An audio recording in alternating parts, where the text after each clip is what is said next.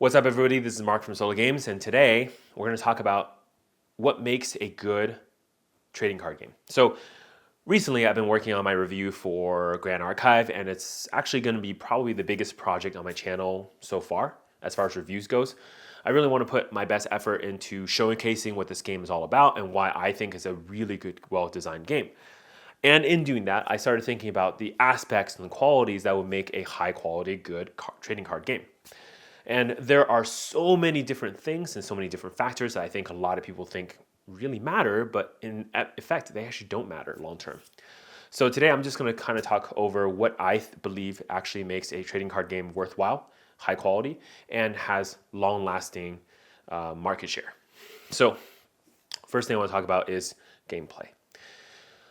I do believe that if you name your collectible thing, trading card game, as a trading card game, it has to have good gameplay. Notice how game is part of that name already. So game element, in fact, must come first. And this may be a little controversial because I've, in the past on my channel, talked about how I believe there should be a balance between the players and the collectors or investors, whatever you want to call us. But I do think that at the core, at the very, very basic level, you have to have good gameplay. I'll put it this way.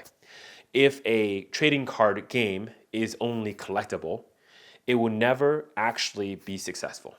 But if a trading card game is actually a good game, even if it has no collectibility, it will still have long-term viability. Now, it may not make you the most amount of money. It may not be the game that everybody's going to dump a bunch of money into.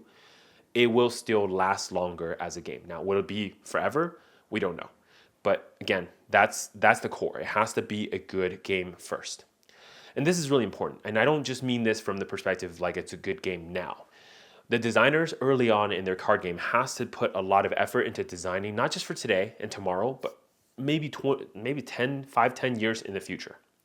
And what I mean by that is the game core system must be good.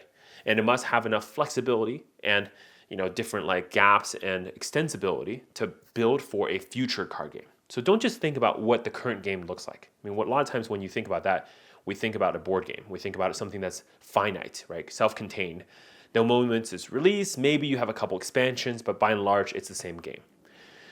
A trading card game inherently has to continue to release sets, continue to release new products to continue to promote sales. And the only way to really do this fully is to have basically items that will be worth something to someone at a future date. The only way you can truly do this is if basically you continue to produce products that are going to be worthwhile to play, right? But one of the challenges, especially if you see or play any card games, is that there's only so many different avenues you can build for the future. For example, a lot of card games tend to go towards power creeping because how do I sell new cards? Well, I just make the new cards better than the old ones. So you always buy the new cards to stay competitive. Other card games try to go horizontal. I think Magic actually does this really well. Magic, very early on, created some very powerful cards, and they drew a pretty clear line in the sand about the certain effects costing a certain amount, or certain effects never being printed again, etc. And then what Magic has been doing in the last, I would say, 25 years has been just kind of like dancing around the line. And instead of continue to build towards the line, they expand across. Now, if I talk to 100 players, I'm sure 80 players will tell me Magic has power creep. What are you talking about, Mark? It's a thing. If you believe Magic has power creep, and I agree that there is power creep, it depends on how you of course define power creep.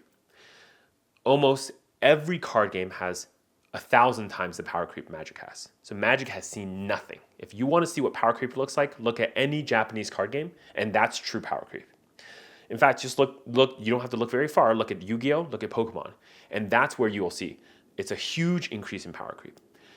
One thing that has helped Magic is the fact that basically the formats that are being fully supported are ones that are rotational, or the ones that are kind of like does not include the entire card pool of Magic. And so if you have a limited card pool, you have options to print cards that are powerful, but not necessarily power creep. Standard is a great example of this because Standard is what we call rotating format. Cards that are currently in Standard won't be there forever. And because they won't be there forever, there's always opportunity for new cards to shine when old cards are rotated out, even if they're not strictly better or stronger. They're just different. And that's what Magic seeks to do. It seeks to print more and more cards that are horizontal in power level to what's currently available. And yeah, sometimes there's bumps in power, but there's other times when it's decreased in power, and that's actually generally accepted and welcomed in Magic. Whereas in other card games, that would pretty much utterly destroy that set or the entire card game if you ever print cards that are weaker. So that's number one. Number one way of kind of dealing with printing for the future. The other part of how other card games do it is through like rarity or collectability push, right? And this comes to the second point, right? So for a card game to have longevity, it also has to have some sort of back support for the game itself. In the scope of Pokemon, where the organized play is not as big as Magic. Now it's pretty big still, but it's just not as big as seen as Magic. But apparently I'm finding out Pokemon's growing in that competitive play, which is really super. That's going to drive a lot of new players to it. The collectability of Pokemon is really strong. And it's really strong for two reasons. Number one, it reaches a much broader audience than Magic. Magic, most of the time, you're looking at audiences from that around like 14, 15-ish era, all the way to, your neckbeard, like 30-something, 40-ish. Usually about 40, people kind of quit Magic, or they're just like bookshelving the thing for later type of thing, right? Very few people who are older play Magic. Now, that could change again. Magic has a dedicated player base that has grown up with Magic. For me, take me for example, I think I was like 12 when I first started to play Magic, 10 or 12. And of course, it's just been in my life on and off for the past like 20 years or so. And that's the key, right? So that as that population ages, it goes with it. But Pokemon has a much deeper audience. You have people who are like 5, 6, very young kids who are into Pokemon, and they'll push their parents, I was one of those kids, to go buy booster packs. And to them, it does not have to be a card game. Just the fact that it's collectible, they can hold the card up while they watch the cartoon, makes sense. And therein lies the key. Pokemon is an IP all on its own. So if tomorrow the card game disappears, Pokemon still has IP power because it's a cartoon, it's a video game. There are so many other external, like tangential type of IP elements of Pokemon, plushies, etc., that are nowhere and has nothing to do with the actual card game itself. And that's where Pokemon's power is, meaning there is collectability, and even if the gameplay isn't superb, it still has longevity because there is a IP that's continuing. Imagine if the cartoon stops tomorrow, there's no more video games released for this thing, right? Then if Pokemon has to stand only and purely on the card game itself, I think it will falter a lot than what it's done today. Okay, of course, also the cuteness element of Pokemon helps a ton. People love pets. Pokemon is like infinite pets. Awesome stuff. Okay, so those are two cores, but there's other core things that could be, right? So for example, some card games may be based on a book and maybe based on a book series, those kind of things. And those things tend to not last. And, even if it has strong core IP, sometimes it just doesn't work. A good example of this would be World of Warcraft. As you know, Blizzard Entertainment still produces World of Warcraft, and there's new games every year or every couple years for their line. However, that card game that they created way back, I think it's like 2008 or so, never really took off. Like the base set and the couple sets afterwards were good, but I suspect one of the big issue was, I guess two issues. One, the card game itself is just not as strong of a card game than other card games around that time available. Number two is it's a cannibalized market, right? Because for the moment that a player isn't playing the video game, right? If they're playing the card game, they can't play the video game and vice versa. So it really takes people away from the core thing that they love.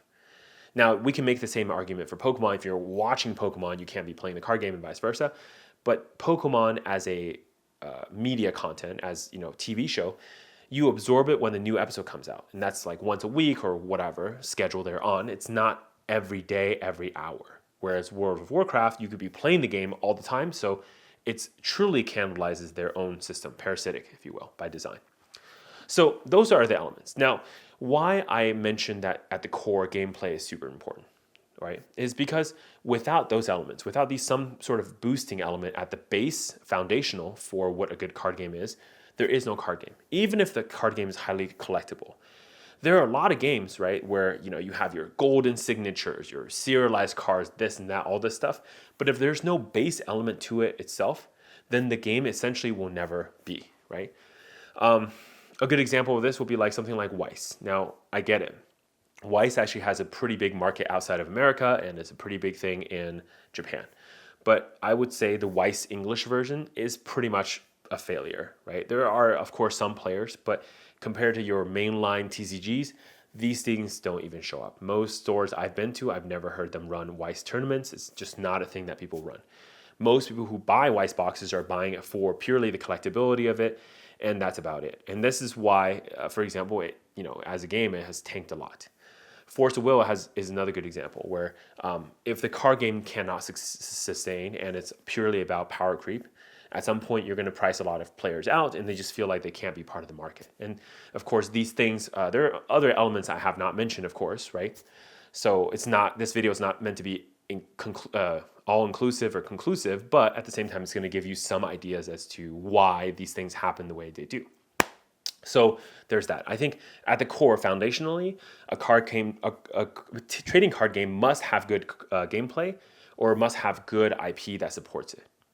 And then beyond that, collectibility is also very important. And what I mean by that is simply the game itself has to have some element that's going to drive a lot of money into the game. Now, when I say that, a lot of times, I get the thumbs downs and people kind of leave the channel because they feel like, okay, we're going to talk about MTG finance now. I got to get out. One thing that maybe some players haven't realized or still don't realize or refuse to realize is that for a company to be successful into the future, somebody has to buy the boxes. And the people who are buying the boxes oftentimes are not the players. No matter how hard it is to get a play set of a game piece, it's not impossible and it's not a forever goal. And so, of course, for a company to continue to basically make people consume all the products they produce in excess, essentially, they have to put game pieces that are rarer, right, than the actual, equivalent counterparts. And one of the things that a lot of games are doing this well is by putting in game pieces that have its own rarity, even though, meaning there's a gameplay version that's super common, and then there is a collectible version that's super rare. And having this kind of discrepancy helps both markets. As more and more collectors open boxes to essentially find their collectible piece, more and more cards come to the market and make the player side very cheap. So the player side especially definitely don't want to feel like you go to a tournament and it's the pay to win model, right? Whoever brings the most expensive deck wins. It's never a good feeling. So the way to balance that is if there's more products being opened, there's more cards available, every deck becomes relatively cheap or accessible, then of course there is never a feel bad because you can have any deck you want. Essentially the game pieces are free because your collectors are soon going to be chasing the most rare versions. And of course, that crowd does blend. It's not a explicit split where if you're a collector, you can't be a player and vice versa. There are a lot of collectors who want to bling out their decks. And the best way to do that is if they are collectors themselves, they open a lot of products, and then they switch in cards so that their deck can look just that much more cooler than others. This is why foil, a lot of times, even for normal players, have a premium because it's not just for collectability. A lot of people do like putting foils into their deck to have a little bit of a spice.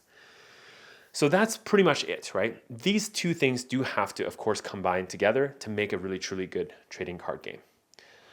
And then at the end of it, really, it's more about future. So just having these two elements out of the box, out of the gate is great.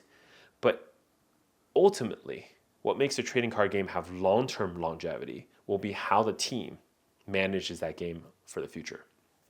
Just because you do things correctly for the first time doesn't mean that you'll always do things correctly. And even more importantly, when you do eventually make those mistakes, how do you adjust to it and how do you adjust and change course so that you can make a difference, make changes necessary, and then proceed further in the correct direction into the future is also super important. And that's why I always think any card game, whether you like it or not, whether you think it has legs, truly really requires about 2 years before we can really see whether or not they have good future. Flesh and Blood is a great example here. So when Flesh and Blood came out, at first the reception was pretty mild and cool, but of course as soon as people start playing the game and really start seeing it, that happened around Arcane Rising, the game was crazy. I think Runeblade as a class helped a ton for the game to be popular.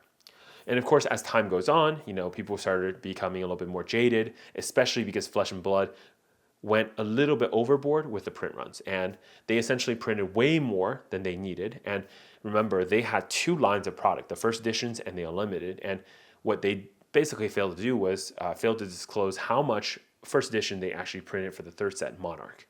And a lot of the Monarch boxes were basically sent out at a very discounted price to certain distributors or big box stores, and created this sense that there was actually a lot less supply in the market than there were actually available, which caused a lot of bad feels, and a lot of players, because of that, actually left the game, and maybe a lot of collectors as well. So you saw the basic tanking of Flesh and Blood around that time. And that actually opened up some avenue for more players to join the game, because at the core, the game itself is a good game. Remember what I said about the collectability. Without collectability, the game can still last, but it's optimal to have both, right? But the gameplay is good, so it lasted, and now we're at this phase where the company has corrected, and they've realized that collectability is actually very important, so they've put that back into the box itself. They've combined the product and may just make it very simple and clear. There's no first edition unlimited, there's just one box that they release for each set. And unlike Magic, they don't have like set boosters, draft boosters, collector's edition, all this like crazy amount of lines of product, just one line of product per set. And they're pushing forward with a focus on gameplay first. Of course, with that kind of focus, with the limited print runs, they've also drawn in a lot more collectors. And as you can see, this is why Flesh and Blood is becoming one of the, I guess, hottest running trading card games, not just in its actual gameplay and people are kind of like being engaged, but also in the collectability side. There's a lot of people who are putting serious money into the game, again, just so that they have the collectible piece for the future. And all of that took about 2 years. 2.5, 3 years for us to come to this point of realization of where they are. And so looking forward, I feel confident that Flesh and Blood will do fine long term, right? I don't have any doubt that this game will be okay. But what essentially got us here was this trials and tribulation that the game has gone through, and how the creators and CEO handled all the situation all the way through. And that's super important, right? So every card game needs to make those mistakes, and ideally they make them early, and then figure that out for the long term. And once they figure it out, you'll see this is actually a really good card game. Anyways, I think that's about it. That's all I want to say on this topic of what makes a good trading card game. This is Mark. I'm Solar Games, and I'm signing out. I'll see you next time. Stay classy.